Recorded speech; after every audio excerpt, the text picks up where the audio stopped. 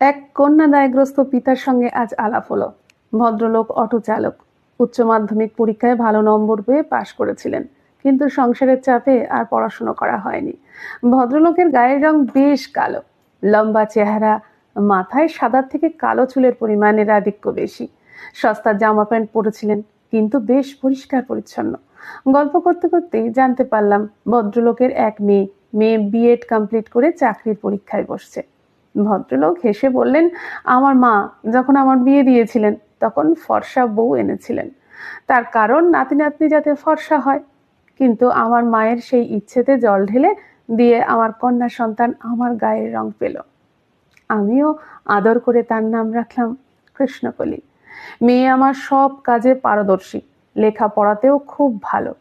ভদ্রলোক বললেন, মেয়ের জন্য পাত্র খুঁজছি, গায়ের রং কালো বলে তেমন মনের মতো পাত্র পাচ্ছি না। আমার মনে হলো এই হলো আমাদের সমস্যা, চামড়ার মেলানিনের পরিমাণের হেরফের, সমস্ত গুণ চাপা পড়ে গিয়ে সে হয়ে যায় কম দামি।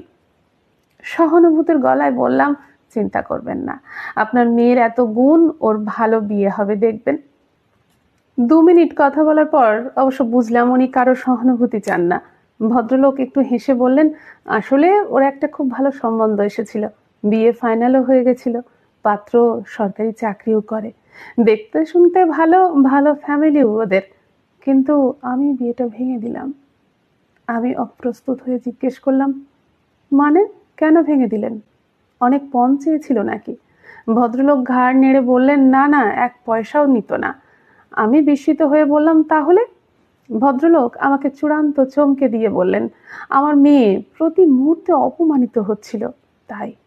আমি কিছুই না বুঝে বললাম, দাদা আমি বুঝতে পারলাম না।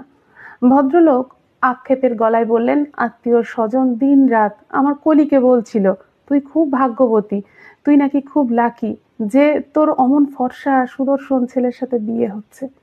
ছেলের বাড়ির দিক থেকে আত্মীয়রাও নাকি বলছে, তুমি খুবই লাকি কৃষ্ণকলি, না হলে তোমার এমন গায়ের রঙে এমন ছেলে পাওয়া দুষ্কর।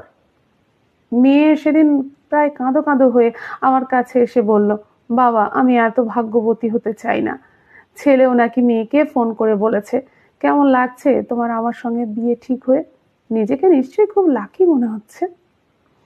এসব কথা শুনেই আমি ভেবে দেখলাম, আমার মেয়ে তার কপালের ভার নিজেই বইতে পারবে, এতটা ভাগ্যবতী হতে হবে না ওকে লোকের দয়ায়।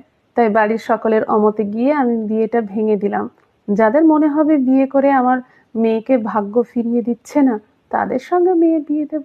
ভাগ্যবতী শব্দের ভার বহন করার দরকার নেই কলির। যদি চাকরি পায় ভালো, না হলে আর একটা অটো কিনে দেব, ও চালাবে, নিজের ভাগ্য নিজে তৈরি করবে, কারো দয়া লাগবে না ওর।